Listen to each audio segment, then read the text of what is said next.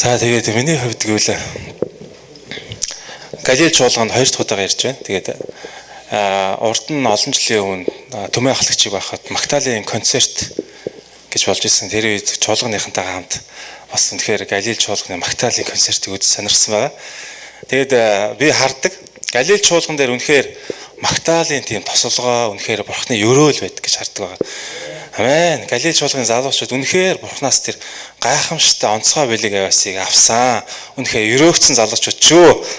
Амен. Тэгээд саяхан бид нэгдсэн цуглаа кемпээр итгэлийн гэр бүл хамтдаа гэсэн тэр цагаан сарын кемпт хамтдаа оролцоод маш их ивэлэг авсан байгаа.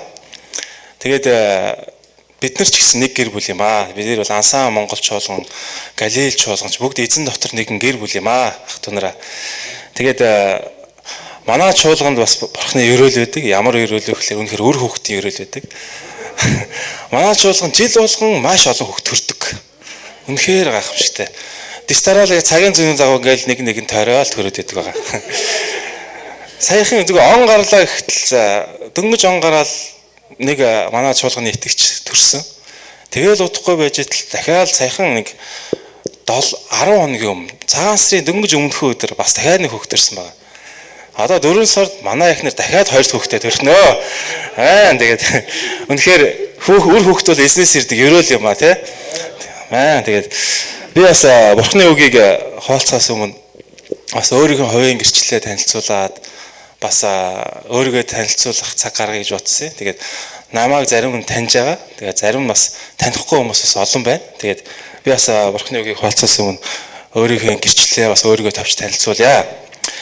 Тэгээд миний нэрийг болохоор Бэрхэ гэдэг. Тэгээд Солонгос улсад ирээд 8 жил болж байна. Анх болохоор гэрээгээр ирсэн байгаа. Тэгээд би болохоор Монголд байхдаа сүм чуулганд явж үзээгүй. Сайн мэдээ сонссоогүй. Тийм байсан.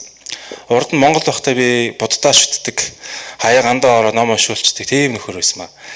Тэгээд Солонгост ирсэн. Солонгост ирээд яг жилийн дараа 2007 онд би ажиллаар Монгол руу явсан байгаа 2-7 хоногийн хугацаатай. Тэр үед ажиллаар явах үед хүн болгон бурхандаа одоо итгэлийн амьдрал өөр байдаг. Хүн болгон боо эзэн дээр ирэхдээ одоо өөр янз бүрийн замыг тоолж иж ирдэг байгаа. Миний зүрх сэтгэл баргийн юмд итгэдэггүй. Ер нь тийм зүрх сэтгэлтэй байсан. Ер нь эрэгтэй хүн ер нь баргийн юмд итгэдэггүй. Заавал харж иж, заавал барьж иж тэгж итгэх гээд байдаг. Миний хувьд яг тийм итгэл өмстэй байсан. Есүс Христийн чуулган гэхээр би манай найз нар, манай байрны найдвар цуглааны одоо пастор нар болсон Гамбат Баяраа гэдэг тийм залуучууд байдагс. Намайг хамт цуглаанд явъя гэхэд би би тэгж жагаад явнаа. Ийм тиймч ажилтай гэдэг явсан байгаа. Тэгээд би тийм хатуу. Ер нь би өөртөө их найцсан. Би ер нь өөрөө эрүүл сарвал байхад би ер нь өөрөө бүгдийг хийж чаднаа гэсэн тийм өөртөө тийм бартсан, тийм сэтгэлтэйсэн. Харин бурхан миний тэр хатуу зүрхийг зөөлөх гэж нээхэд бол бурхан өөрийн арга замаар надтай тулж ажилласан ба. Би нэг өглөө яг ингээл сэрэл яагаад ч юм эрт сэрэл өөрийн 6 цагт би сэрээд яагаад ч юм би юм бодмоор санагтаад тэгэл ингээд хан руу юм хараад хав харанхууд ингээд суужсэн чинь яг миний ингээд нүдийг бурхан нээсэн ба.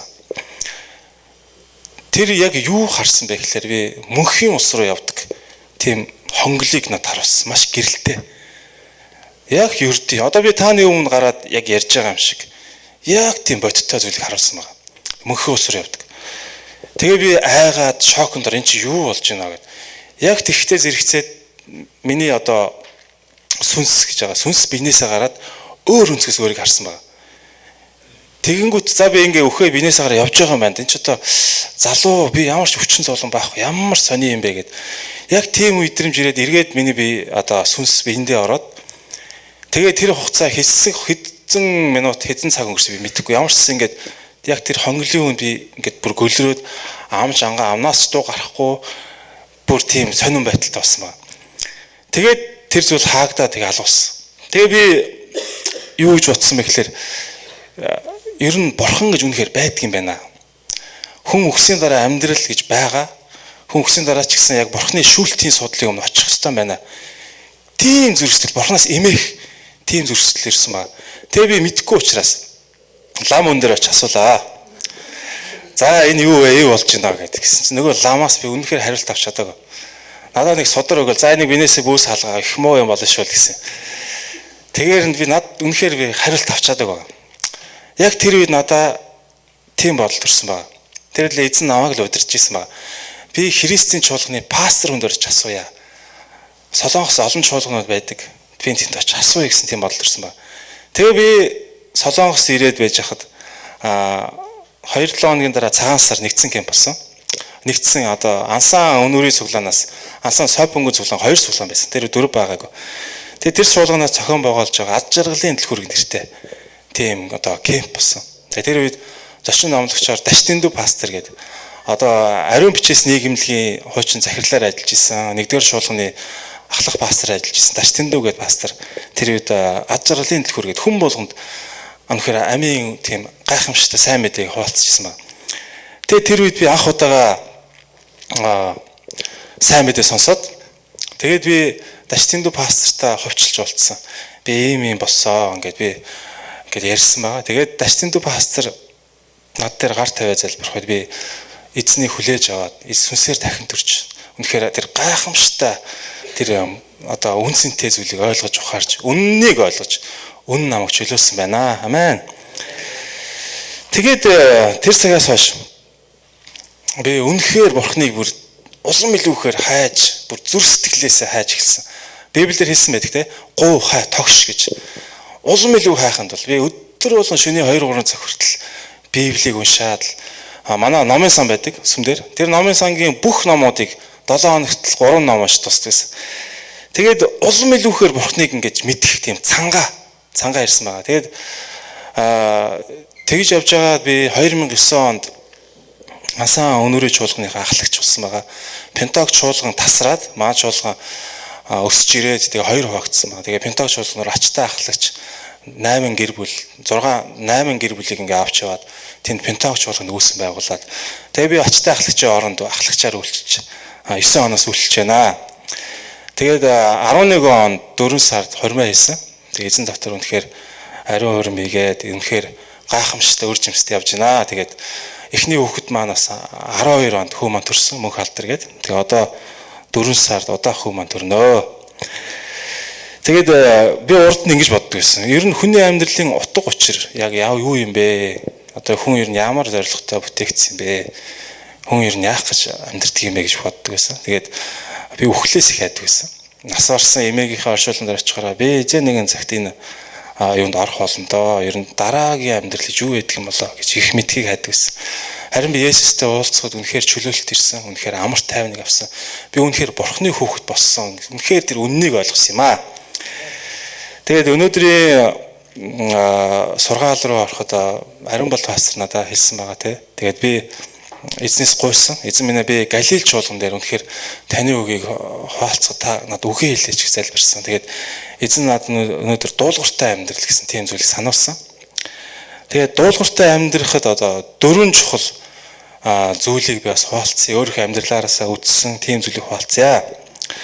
Тэгээд Библиэр хэлсэн байдаг. Та нар бүх зүрх сэтгэл, бүх оюун ухаан, бүх хүч чадлаараа өөрийн бурхан Есүсийг хайрлаа. Хөршөө өөрөө адил хайрлаа гэж хэлсэн байдаг. Хүмүүс хүний гаднаас нь харахаар мэдлэг боловсрал одоо байр суурь одоо янз бүрийн зүйлийг хардаг царай зүс гэд. Харин бурхан миний хүний зүрх сэтгэлийг хардаг. Хүний зүрх сэтгэл зан чанарыг хардаг. Анх би итгэж болоод байж ах үед би одоо эзнийг мэддэг байсан, итгэж байсан. Тэгтээ яг үнэхээр эзнийг төгс хайрлаж чадахгүй байсан байна. Тэгээ Библи 1-р Коринт 13-ыг уншихад үнэхээр төгс хайрын гайхамшигтай зүйлийг ярьдаг. Та нар хайр хэлээр мундаг ярьсан ч гэсэн та нарт хайр байхгүй бол юу ч биш юм аа. Та нар мундаг авьяас чадртай байсан ч та нар хайр байхгүй бол юу ч биш юм аа. Та нар иш үзүүлэх мэдлэг, бүх нууцуудыг мэдэх мэдлэг байсан ч та нарт хайр байхгүй бол ямар ч үнц нэг хос юм аа гэж Бурхны үг бидэнд хэлсэн байна. Тэгээд 13 дахь ишлэлээр эдгүй итгэл найдвар хайр гур үлддэгч хамгийн агуунд хайр юм аа. Тэгээ миний хувьд би энэ бурхны ишлэлээр бурхны үгээр өөрийгөө зүрхээ шалгасан. Тэр үед бол яг гэд харагдахгүй бурхныг хайрлах тийм хайр надад байгаагүй гэж харсан байна. Би бол хайр гэдгийг мэднэ. Би ээжигээ хайртай, аавдаа хайртай, ах дүү нартай хайртай. Гэр бүлийнх нь хайртай. Хайрыг бол мэднэ. Тэгэхдээ би харагдахгүй Бурхныг хайрлна гэдэг надаас маш их тийм итгэл шаардсан зүйл болсон. Тэгээ би залбирдаг байсан. Эзэн минь ээ, би таныг улам илүүхээр хайрлах хайрыг дад үүргэж өгөөч гэв. Би ажилдаа явах болгондоо л залбирдаг байсан. Өглөө болгон, өдөр болгон ажил хийж явахдаа ч гэсэн залбираал. Одоо би визний англи өөрчлөлт өөр визээр байгаа. Тэгээд тэр үед би Кисксан амьдардаг байсан. Кисксан олон залуучуудтай 7-8 залуучуудтай нэг гэсэн 3 өрөөнд. Тэгээд би тэр залуучуудтай хамт залбирах боломжгүй учраас цэцэрлэгт гараад тэр намуухан гой газар эзэнтэй тийм хувцсан цаг гаргаж залбирдаг. Орой болгон. Тэгээд 3 сарын дараа яг нэг орой тэр гайхамшигтай тийм саруулхан орой байсан. Тэгээд тэр өдрийн гэрэлтний гэрэлд доор суугаа, сандал дээр суугаа эзэнт хандаад үнэхээр зүрхнээсээ залбирчсэн. Эзэн минь би таныг үнэхээр хайртай, таны хайрлах хайраар дүүргэж өгөөч гэв. Яг тэгж залбирч явах үед тэр мөнхийн улсын гайхамшигтай амар тайван дотор орсон ба. Үнэхээр Бурхны оршихуй дотор тэр сая мянган итгэгчтэй хамт тэр эзнийг магтжаа тэр гайхамшигтай оршихуйд гүн гүнзгий тэр хайр дотор орсон. Яг тэр үед надад Бурханаас үнэхээр Бурхныг хайрлах тэр гайхамшигтай хайр миний зүрхэнд дүүрэн бууж ирсэн байна. Тэр цагаас эхлээд би загалмаа харахаараа л өөрөө ирэхгүй уйлдаг болсон. Ямар агуу үнцэн дээр намайг амарсан. Ямар агуу хайраар намайг хайрлсан бэ? Танда баярлалаа гэл. Тэгэл өөрөө ирэхгүй нулимс асгардаг болсон. Урд нь би тэгж боддог байсан. Эрэхтэй нулимсаа хүнд бүү үзүүл. Нулимс унахаар нудраг зангидж байгаа гэсэн тийм итгэл амжилттай. Харин Бурхны хайр миний тэр хатуу зүрхийг үнэхээр зөөлрсөн. Ямар ч үед үнэхээр түүнийг хайрлах хайр Бурхнаас ирдэг. Итгэгч хүний хамгийн чухал зүйл бол Бурхандаа харилцаа хамгийн чухал. Хэрвээ бид Бурхантай зөв харилцаатай байвал бусад бүх харилцаа зөв байдаг. Хэрвээ бид Бурхантай зөв харилцаагүй байвал бусад бүх харилцаа буруудах бол. Эзэнтэй тогтмол цаг гаргаж зөвхөн эзний өдөр биш 6 өдөртөө хичээл сургуул бүхий л цагтаа яг эзэнтэй тогтмол цаг гаргаж чанартай цаг гаргах нь хамгийн чухал итгэлийн амьдрал. Энэ бол үнэхээр өрөөлтэй амьдрал. Ихэнх хүмүүс энэ гайхамшигтай тэр амралтыг, гайхамшигтай Бурхны хайрыг мэддэггүй. Зөвхөн эзний өдөрт мөргөл хүндэтгэл өргөчөөл бус өдрүүд нь өөрөөр явж байгаа л ирдэг. Харин ихэнх хүмүүс энэ амтыг мэддэггүй. Үнэхээр энэ амтыг мэдвэл хүний амьдрал, итгэлийн амьдрал үнэхээр гайхамшигтай тэр амар тайван, үнэхээр гайхамшигтай чөлөөлөлт ирдэг. Хоёрдугаарт бүгдээрээ Матай номын 11:28-ыг харцгаая. Тэгээд энэ PPT-ийн дээр бэлдсэн байгаа. Хамтаа 28 дахь ишлэл хамтаа уншицгаая. За. Эцэж туйлдсан хүн дарамт үрсэн хүмүүсээ бүгд над руу ир. Би та нарыг амралтыг өгье гэжсэн. Эзэн биднийг амралтыг өгье гэж дууцсан. Эзэн биднийг урилгыг өгсөн ба. Би та нарыг амраая гэж. Ихэнх хүмүүс маш их хүнд ачаа өрөөд сургууль дээр авдаг стресс, ажил дээр авдаг дарамт, тийм ээ, гэр бүлийн харилцаа, гмийн дарамт гэдээ маш олон ачаа өрж явж байгаа. Тэгээ өөрөө тэрийг эзэн дээр өгөх чадахгүй, мэдэхгүй хүнээс уучлаад бид яг эрзээн бөмбөгшөө байх хэрэгтэй. Яг бидэнд асуудал бэрхшээл ирэх нь бол ойлгомжтой. Яг тэр үед эрзээн бөмбөг шиг ойлгоол эзэнд өгч сурах үед үнэхээр амралтыг авах болно. Тэгээ хуучин гэрээний Исая 55-ыг хамтаарцгаая. Исая 55-ыг хамтаа уншицгаая. Цангасан хүмүүр ус руу ирэхтэн, мөнгөгүйгээр хүмүүр ирж худалдан авч идэхтэн, ирж мөнгөгүйгээр үнгүүгээр дарс худалдан авахтун. Яохан тэгээ цааш нь дараагийн ишлэл Исая дараагийн ишлэл байгаа. Биш байхгүй юм даа. Эзэн бидэнд урилгыг өгсөн байна. Яохан 7-гийн 38-аас 38 дугаар, 7-гийн 37-аас 38 дугаар ишлэл. Хамтаа гаргацгаая. Яохан 7-гийн 37-аас 38. За хамтаа уншицгаая. Баярын их өдөр болох сүүлчийн өдөр Есүс зогсоод хашгиран хэрв цангасан хүн байвал над руу ирж уугтун. Над итгэдэг хүн түүний дотроос амийн усныг олуурсах болно гэж сударт хэлсэнчлэн байх болно гэж. Хуучин гэрээнээс шинэ гэрээ хүртэл Бурхан эзэн биднийг над руу ир гэж урилга өгсөн. Над руу ирэхтэн. Бид семинар кемптэр яваад үнэхээр их зүйл мэдж ойлгодог. Маш их зүйл одоо сүнслэг үнүүдийг ойлгодог. Харин бид энэ ойлгосон мэдлэгээр бид итгэлээр өсөх боломжгүй. Харин ойлгосон мэдлэгээ бид хэрэгжүүлэх үед бид итгэлээр өсдөг байгаа. Сая би кемптэр тийм юу гэсэн те итгэлээр өсгөтөн, сүнслэг эцэг болгохтун. Бид тэр авсан мэдлэгээ амьдралдаа хэрэгжүүлэх үед бид итгэлээр өсдөг юм аа хат өнөрөө. 29 дугаар ишлэгийг хамтаа уншицгаая. Матай 11:28-29. 11:29-ыг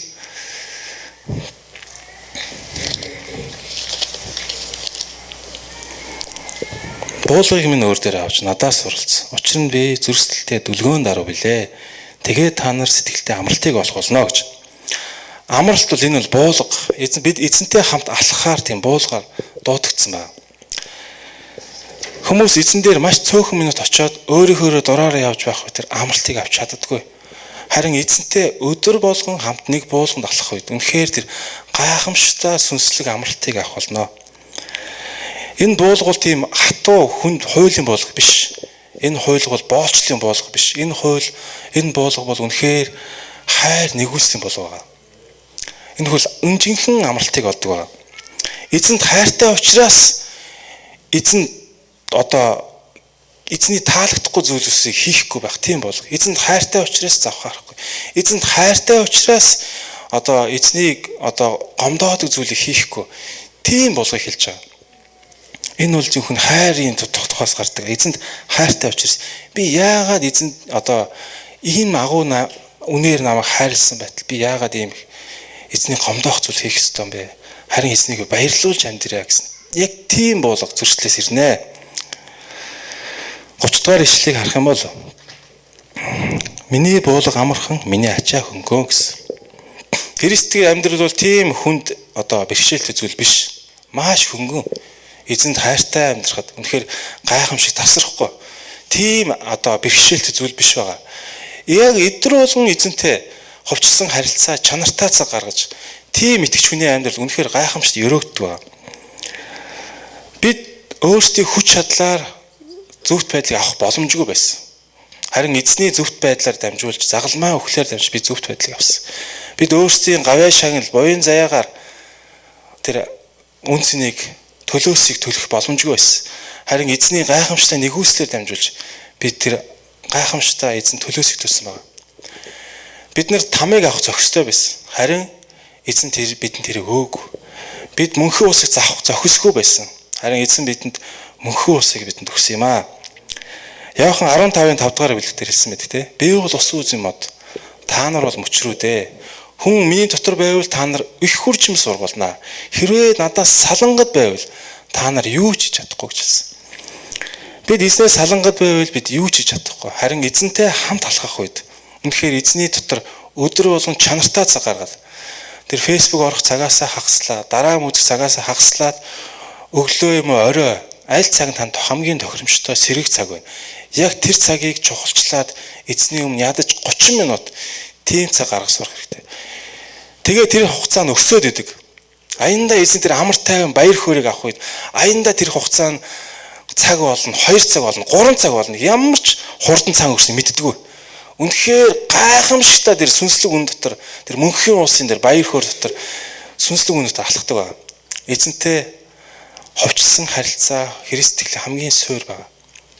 Энэ суурь хамгийн чухал үн итгэж хүний амьдралд. Тэгээд энэ бол Библиэтэй хамт байх хэрэгтэй. Бурхны үгийг уншиж Библиэтэй хамт залбирал хоёр яг нэг доор хамт байх хэрэгтэй. Библийг уншаад эзэн минь танад үгээ хэлээч. Би ямар өнөөдөр танад үнэхээр сүнсний хоолойг авахыг хүсэж байна гэж. Матай 4:4 дээр хэлсэн мэт те. Хүн зөвхөн талхаар бус Бурхны амнаас үг бүрээр амьдрнаа гэж. Бид Бурхны үгээр өөрийгөө хооллох үед бидний сүнс үнэхээр гайхамшигтай баяр хөөр дотор байдаг. Еврей номын 4-р бүлгийн 12 дугаар ишлэлээр хэлсэн. Бурхны үг бол анд бөгөөд итгэвтэй, хоёр талтай эртээ сэлэм шиг бөгөөд сэтгэл хийгээс сүнсийг үе мөчийгээд нугас чүмгийг нэвтлэн орд бөгөөд зүрхний бодлыг санаах шүүх чадвартай гэж хэлсэн. Хүн Библийг уншихаар хүний амьдрал өөрчлөгддөг. Энийг Библийг сайн ойлгосондоо биш, харин Бурхны үг өөрөө амьд учраас, үнэхээр эрх мэдэлтэй учраас хүний амьдралыг өөрчилдөг. Зөвхөн Бурхны үг л хүний амьдралыг өөрчилдөг байна. Бид зүгээр хамтдаа нөхөрлөж, хамтдаа цагийг гаргаж болно. Харин Бурхны үг залбирал байхгүй бол зүгээр нэг сонирхлын бүлэг болох болно. Харин Бурхны үг залбиралтай хамт байх үед үнэхээр гайхамшигтай сүнслэг үнэ дотор алах болно. Төгс жишээ бол Есүс Христ байна. Есүс Христ Бурхны хүү бүх үйлчлэл хийхээс өмнө үргэлж ууланд ганц шүнжэнгөө залбирдаг байсан. 12 дагалчийг сонгохын өмнө ууланд гар залбираад ирсэн. Бүх үйлчлэл хийхээс өмнө үргэлж Бурханд хандаж, Бурхан Аавтайгаа хамт залбирч, цагийг гаргаж, тийм цаг гаргаж ирсэн. Загалмаа цовдлохын өмнө Гетсеман цэцэрлэгт хүртэл эзэнтэй залбирч ирсэн. Эзэн үнэхээр дуулууртаа алхаж ирсэн байна. Төгс хүчит Бурхан Есүс Христ эзэнтэйгээ Аавтайгаа харилцааг тийм их чухалчилдаг байсан бол сул дорой бидний хувьд үнэхээр эзнээс илүү те улам илүүхээр эзний үг залбиралд өөрсдөө зориулах нь хамгийн чухал юм аа. Тэгээд дараагийн 3 дахь чухал үнэн бол дуулууртай амьдрал байна. Бүгдээр Иохан 14:21 тэгээ өнөөдрийн эзний дуулууртай амьдрал байна. Иохан 14:21 дээр миний тушаалуудыг сахидах хүн намайг хайрлагч мөн. Намайг хайрладаг хүн миний эцэгт хайрлагдана. Би тэр хүнийг хайрлаж өөрийгөө түүнд илчлэнэ гэж хэлсэн. Энэ бол дуулууртай амьдрал хэлж байгаа.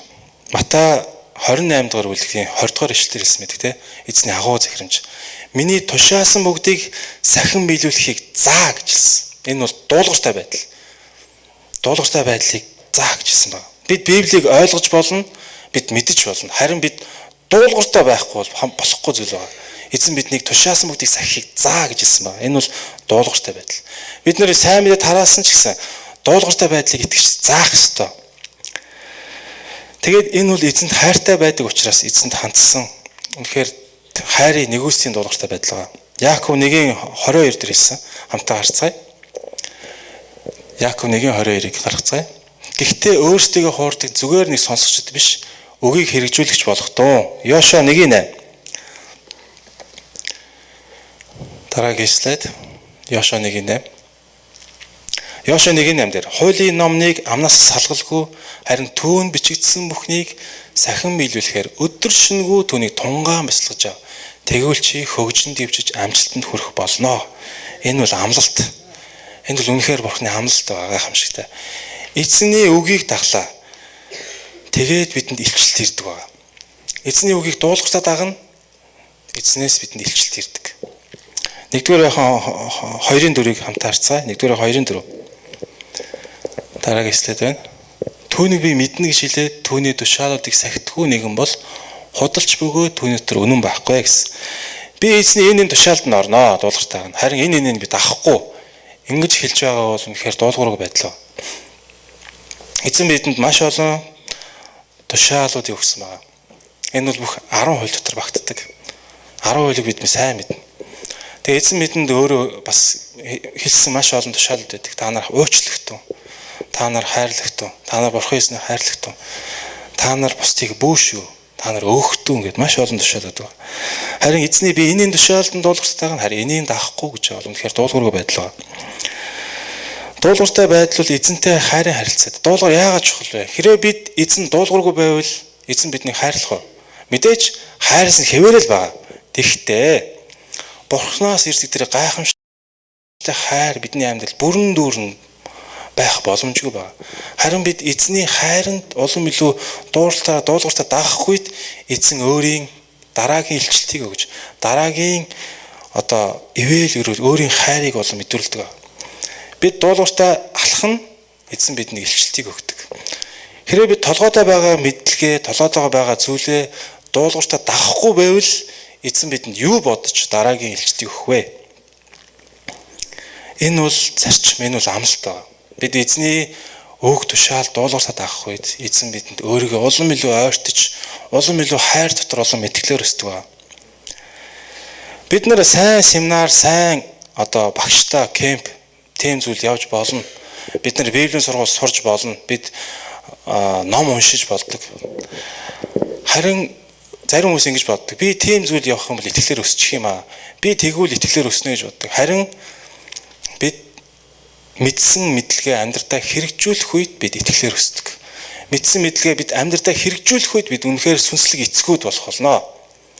Энэ бол үнэхээр дуулууртай байдлыг үрж юмс. Эзэн бидэнд амлалтыг өгсөн.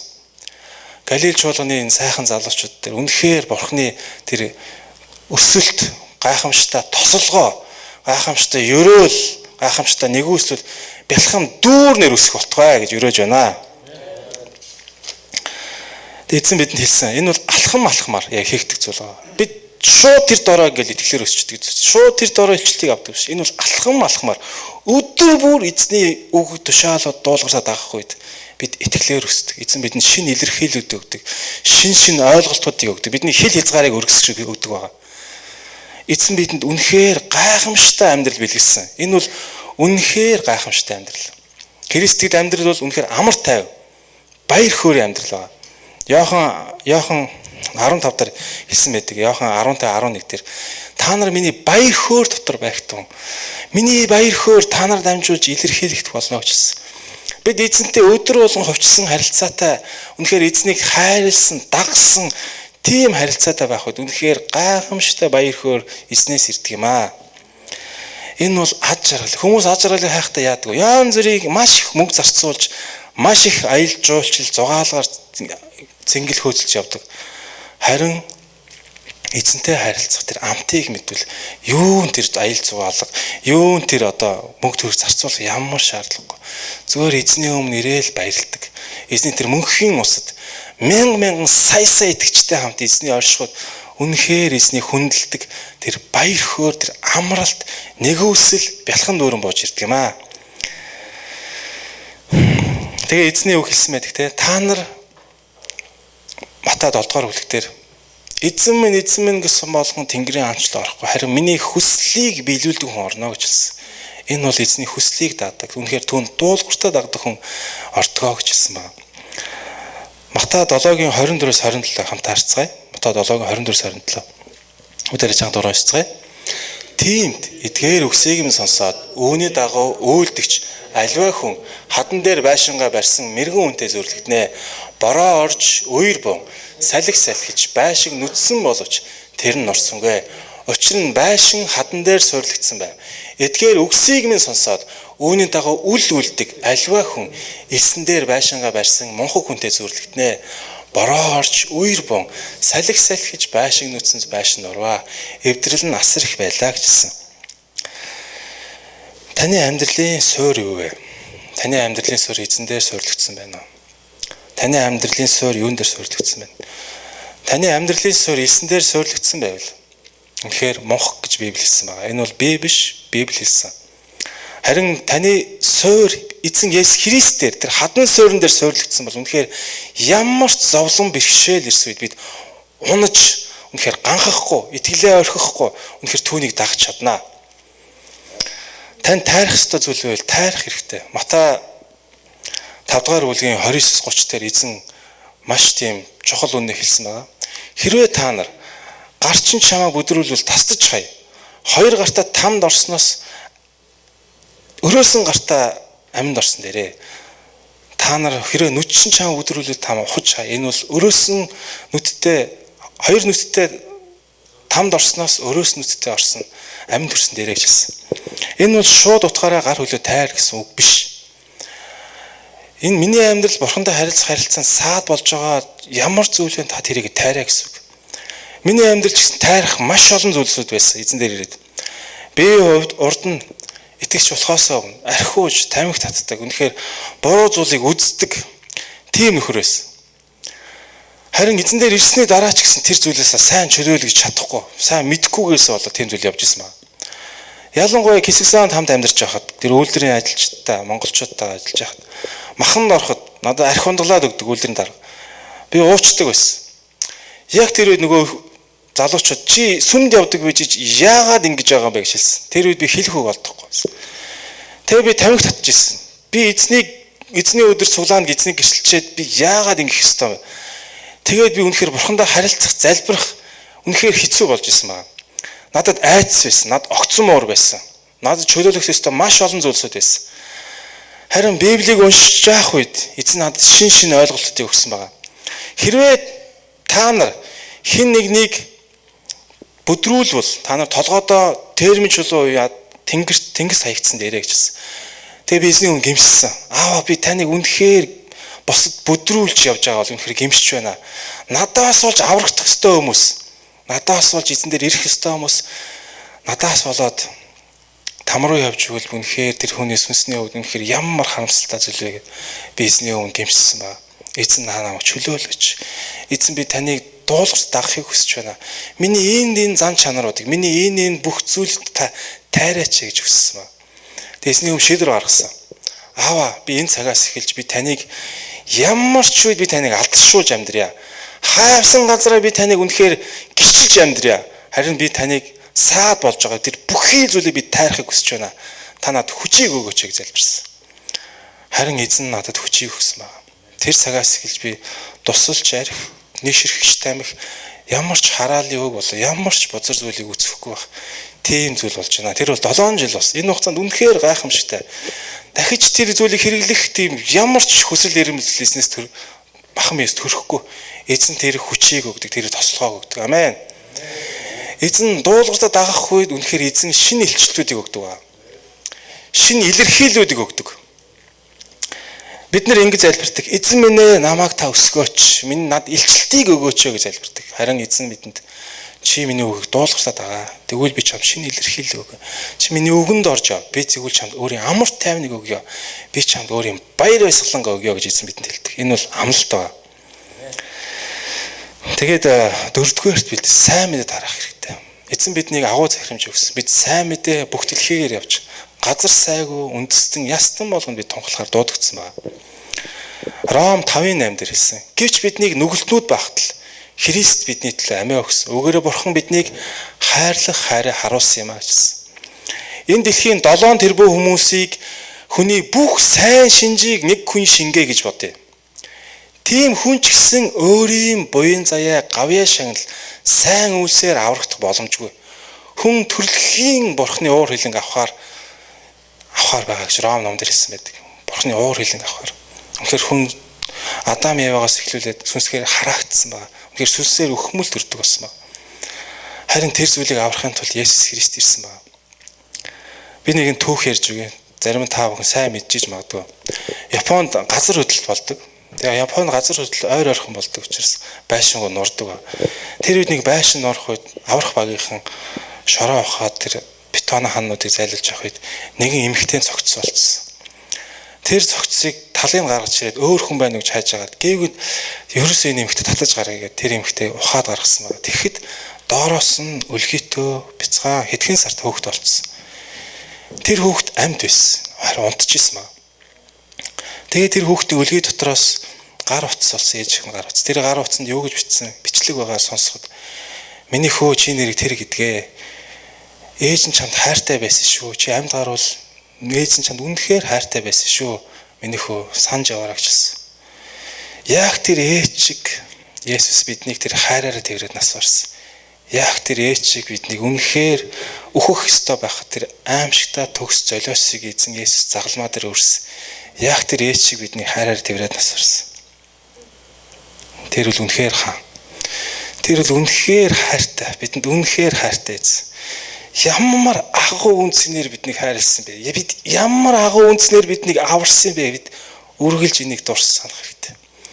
Яг тэр ээжийн хайраар биднийг хайрлсан. Үнэхээр агуу. Үнэхээр та эзнийг хайрлсан хайр хөрсөн байвал та эзэн гимшээрэй. Түүнийг хайрлсан хайр үнэхээр агуу биднийг хайрласаар. Ямар агуу хайраар хайрлсан. Тэр бол үнэхээр орчлон хороог бүтээсэн хамгийн дээд хаадынхаа. Тэр бол бурхтын бурхтан. Үнэхээр агуу хайраар биднийг хайрлсан. Тэр өөрийгөө хаан гэдгээ бидэнд маш тодорхойгоор харуулсан. Тэр өөрөөсөө 100 км зайтай үнийг үхээлж идгээхдээ түүний өв цаг хугацаа орон зай хязгаарлаж чадахгүй гэдэг нь бидэнд үнэн харуулсан. Тэрээр далайн усан дээгүүр яг газар дээгүүр явж байгаа юм шиг алхан явахдаа байгаль ертөнцийн суур хөлтийг би бүгдийг бүтээсэн мөгөд түүнээс дээгүүр гэрх мэтэл байгааг бидэнд харуулсан. Тэр 38 жил өвчтөй байгаа хүнээс гараас натан болсон эдгэхдээ хүний амьдрал түүний гарт татгаастай байгааг бидэнд харуулсан. Тэрээр үхээ 4 хоноо өмхирч гэсэн үнийг үгээлж эдгэхдээ би үхлээс илүү амьдралд итгэж агуу бурхан байна гэж бидэнд харуулсан байна. Тэр л үнэхээр хаадан. Тэгвэл бид юу хийх ёстой вэ? Бид агуу энэ эзэнд итгэсэн бол бид юу хийх ёстой вэ? Бид өвчтөй хүмүүсээ бид газар сайгүй залбирах хэрэгтэй. Боломж бол залбирах хэрэгтэй. Бид боломж бол сайн мэдээ бусад түгээхээр дуудагдсан. Эзэн бидэнд тушаас энэ бол санал биш, энэ бол тушаал ба. Бид юу хийх ёстой вэ?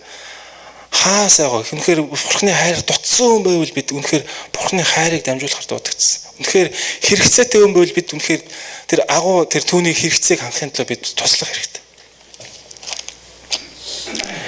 Бид яагаад амьд байгаа? Бид яагаад амьсгалтай байгаа? Энд ганц зорилго байгаа. Бид агуу дээд агуу Бурхныг бид гэрчлэхээр энд амьсгах гэж байгаа. Бидний зорилго бол тийм байх ёстой. Бидний зорилго яагаад Есүс итгэнгүүтээ шууд мөнхөөс рүү очтгүй юм бэ? Яагаад гэвэл бид тэр итгээгүй мянган хүмүүс байгаа учраас эзэн биднийг тэр зорилгоор л биднийг амьд байлгаж байгаа. Тэр зорилгоор л биднийг оршин тогтнуулж байгаа. Ганц л зорилго тэр бол эзэн Есүсийг алдаршуулж амьдрах байгаа. Бүхий л амьдралынхаа турш, үг хэл, үйлдэл бүхий л зүйлийнхаа турш эзэн Есүсийг алдаршуулахар дуудагдсан. Бид Есүстэй уулзах тэрл мөчид бидний амьдралын хамгийн үнцэнтэй зүйлсүүд ирдэг. Хамгийн үнцэнтэй эрхэм нандин зүйлсүүд ирдэг байгаа. Тэр гайхамшигтай үннийг бид бусад танилцуулахад үнэхээр тэр хүний амьдралч өрөөгдөн тэр хүний амьдрал үнэхээр гайхамшигт Бурхны хайрыг амсаж эзэн тэр хүнтэй хамт алхах болно. Би сайн найзгаа сайн үннийг бусад танилцах дуртай байдаг. Яагаад гэвэл сайн үнээс сайн зүйл наалдаг. Тэгвэл түүнээс илүү сайн агуу Бурхан Есүс Христийг бусад хүн танилцуулах үед Есүс тэр хүний амьдрал орж тэр хүний амьдрал үнэхээр өрөөгдөх болно. Таны авсан тэр гайхамшигт өрөөлүүдийг үнэхээр авах болно. Таны авсан тэр гайхамшигт баяр хөөргийг авах болно. Үнэхээр та ариун сүнсээр дүүрэн байвал та Есүсийг гэрчлэх хэрэгтэй. Эзэн биднийг ариун сүнсээр дүүрэн бай гэж хэлсэн. Бид яагаад ариун сүнсээр дүүрэх ёстой вэ? Бид эзэн Есүсийг бусад гэрчлэх үед эзэн Есүс бидэнтэй хамт байдаг бөгөөд бидний байгаа газар өвчин зовлон сул дорой байдал байдаггүй. Үнэхээр эзэн Есүсийг гэрчилж байхад үнэхээр эзэн гайхамшигтай ажил хийж өгдөг. Эзэн Есүс биднийг сайн мэдээ ярьж байхад эзэн бидэнд хамт байдаг. Манай нэг ихч эмч хүн л дээ. Тэр эзэн Есүс би санхад итгээ сайн мэдээ гэр бүлийнхэндээ ярих үед гэрийнхэн итгэхгүй хүлээж авахгүйсэн. Тэрхээ минийх өөрөөр л яв. Бид нэр өөрөөр л явъя гэжсэн. Тэр үед манай ихч эмч хүн 3 хоног өвдөөд халуураад өвчин оншин тогтохдохгүй тийм байжсэн. Тэгээд би эзэн хан залбирсан. Эзэн минь манай ихчийг эдгэж өгөөч гэд. Тэгээд тэр ариун сүнс сануулсан ихч рүүгээ утсаар залбираа сайн мэдээ яригчсэн. Утсаар яриад сайн мэдээ залбирх үед яг тэр үед ихч маань өвчин эдгэрээд ариун сүнсээр дүүрж уйлаад үнэхээр ань Бурхан байд юм байна гэж Бурханы өмнө гимшээд тэр цагаас эхэлж манай гэр бүлийнхэн эзэнд итгэж эхэлсэн. Манай ихчийн 2 охин эзэнд итгээд манай эрэгтэй дүү манай аав хүртэл эзэнд итгэсэн байна. Үнэхээр гайхамшигтай. Эзэн Есүсийг бусад гэрчлэх үед эзний нэгүсэл хамт байдаг. Эзний хайр хамт байдаг. Тэр хүний зүрхсэтлийг нээдэг нь зөвхөн эзэн юм аа. Өнөөдөр Бурхны үгийг товчлоод хэлэхэд та өдөр болгон Бурхантай хувьчилсан цаг гаргаарай. Өдөр болгон Бурхны өмнө цаг гаргаж сураарай гэж ятгах байна. Энэ үнэхээр гайхамшигтай. Та үнэхээр гайхамшигтай тэр баяр хөөргийг авах болно. Гайхамшигтай амар тайвныг авах болно. Хүн болгон энэ амтыг мэдээсэй. Хүн болгон тэр Бурхантай харилцах тэр гайхамшигтай тэр амтыг мэдээсэй. Үнэхээр таны амьдрал гайхамшиг тасрахгүй байх болно. Хоёрдугаар та амралтыг аваарай. Бүх ачаагаа эзэнд өөрөөр сурах хэрэгтэй. Бүхэл ачаа, бүхэл зүйлээ эзэн та даатгаж сураарай. Тэр үед та үнэхээр амралтыг олох болно. 3 дугаарт бид дуулууртай амьдрал те. Эзнийг та гомдоож байгаа. Түүнийг тайрахаар зүйл бол таны амьдралд сануулсан зүйл бол та тайраарай. Та дуулууртай алхах үед таны итгэлийн амьдрал үнэхээр сүнслэг өсөлтөөр өсөх болно. Үнэхээр тэр эцгийн түвшинд очих болно. Тэгээ бид сайн мэдээ ярихаар дуудагдсан. Бид хазар сайгүй бид сайн мэдээ ярихаар дуудагдсан. Бүгдээрээ хамтдаа Магдалины өрж байна. Хамтдаа эзний оршихуй залбирцгаая. Тэгээ эзэн ариун сүнс танд сануулсан зүйлвэл та эзэн таныг ариун сүнс ятгсан зүйлвэл та залбираасаа гэж ятгах байна.